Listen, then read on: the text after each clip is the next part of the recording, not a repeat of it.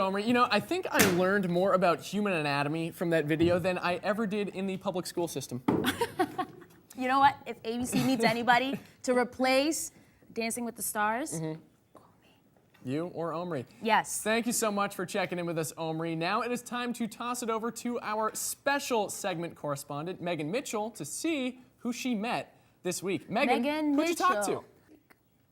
The red line gets you where you need to go. It may have its flaws, but hey, the people that ride that train do too.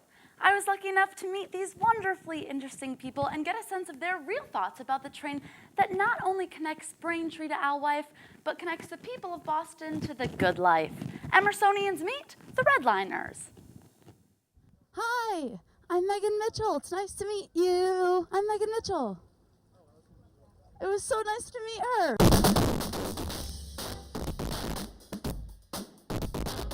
What's your name? Raha. Raha, Raha, Roma, Roma, ma, ga, ga, ooh la la. Do you like the red line? Now, if you had to pick one song that was playing on the loudspeakers of the red line, what song would that be? Oh, let me think. Tchaikovsky's Piano Concerto No. 1, Allegro. Yeah, I would pick that too. The three things I learned. Pilgrims, birds, and old people love the red line. And so do I. No me gusta el verde y el azul, solo rojo. He said I spoke Spanish really well. Gracias, señor.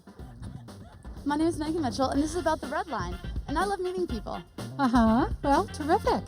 I just tried to talk to somebody from out of town, and I said, so where do you live? And he said, in my house. And his father was right across the aisle from him. So even though I just generally don't walk up to people who are holding cameras, I'm just feeling like, hey, you know, let's break down these barriers and talk to one another. Let's break down these barriers and talk to one another. I'm Megan Mitchell, and it was nice to meet you. Redline, saving lives, people jobs in this hard economy, and helping me meet you. Thank you so much, Megan. You were having some technical difficulties, but gracias. That was some really good Spanish. Now we're going to take it to our last commercial break, but when we come back, Alyssa Altman is going to be in studio to tell us where you can go snow tubing. Make sure to stay tuned.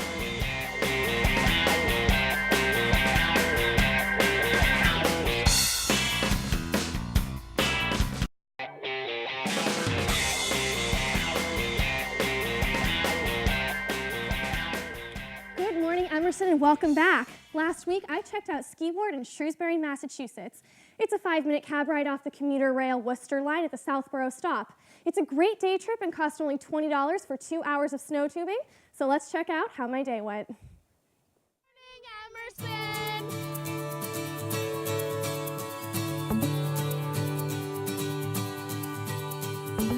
Spring is almost here, which means now is the time to fit in your last winter activities.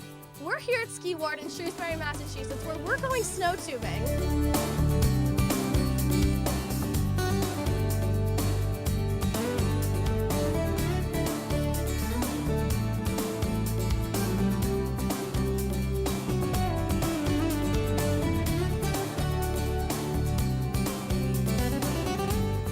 Hey again, we're here with Eric Bossi, who works at Ski Ward. All right, can you give us a little bit of information about what Ski Ward is? Ski Ward is a local ski area, family-run, out of Shrewsbury, Massachusetts. On a daily basis, the tuba slide can come between 30 people on a slow day and up to 250 people on a busy day. My favorite part about the tuba slide is getting the tube ourselves. We have fun here. It's kind of like we're big kids enjoying it. We're here with Truman, who's from Hudson, Mass, and he's spending his day at Ski Ward on the tuba slide. And how many times have you been down so far today? 0. 0? How many times do you want to go down today? 12, I don't know, 20. We're here with Emma, who's from Woburn, Massachusetts. How many times do you want to go down the slope today? I don't know, there's never really time for enough. If you're looking for a fun winter activity that won't break the bank, the tuba slide at Ski Ward is a great option. It's right outside the city, accessible by commuter rail, and tons of fun. So what are you waiting for? You've got 3 weeks left of ski season, so hurry on up and come on down. The snow season at Ski Ward ends in 2 weeks, though, so make sure to head over soon. If you're a skier or snowboarder, there's also 9 trails and rentals available on site. Thank you so much, Alyssa. And here with us today, in addition to my little beautiful dog, is the executive director of the nonprofit organization Safe People, Safe Pets, Carol Yelverton. Thank you so much for being with us this morning. Thanks for coming in today. We really appreciate you stopping by.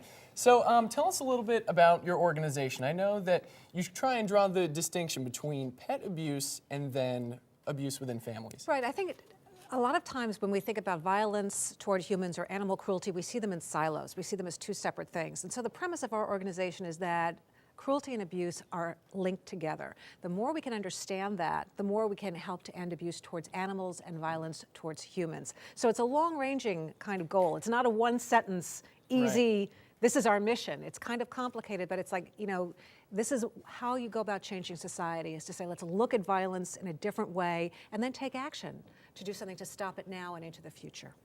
Now, speaking about your mission, can you explain to us the different concepts of the organization? Because you're not a human services agency or an animal shelter. It's very unique. It is really unique, and thank you for noticing that. I appreciate it.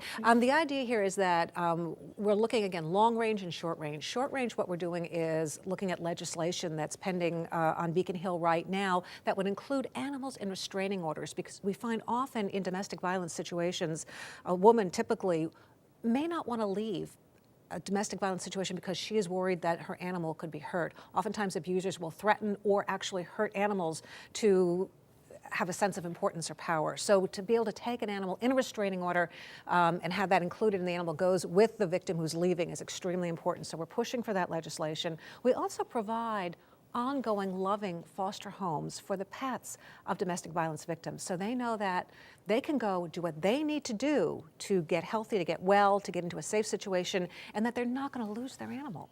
That good people who care about them and their animal are going to take care of them.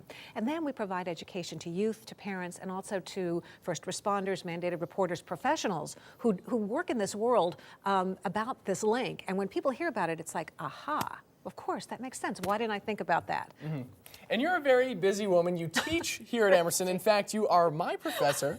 But what is personally rewarding about this experience for you? Well, I've had a lot of experiences over the years. I'm an Emerson graduate, too, and so Emerson prepares you for everything. I was a journalist for many years. I was in PR. I now teach. I've worked in child welfare as a public affairs director. So for me I have 4 animals. So for me, I'm kind of tying a lot of things together to communicate this message and this mission that will help not only animals, but people as well. Thank you very much. Well, thank you for joining us. And if you want more information on how you can donate, volunteer, or become part of the organization, visit safepeoplesafepets.org. Unfortunately, that is all the time that we have for today. Our fashion correspondent, Jackie Tiongson, will be in studio for the first time this Thursday, and we'll be having a fashion show. And she will also be showing us all the ways college students store their clothes. Bye, everyone. Have a great day. We will see you on Thursday. Looking forward to it. Have a great day, guys.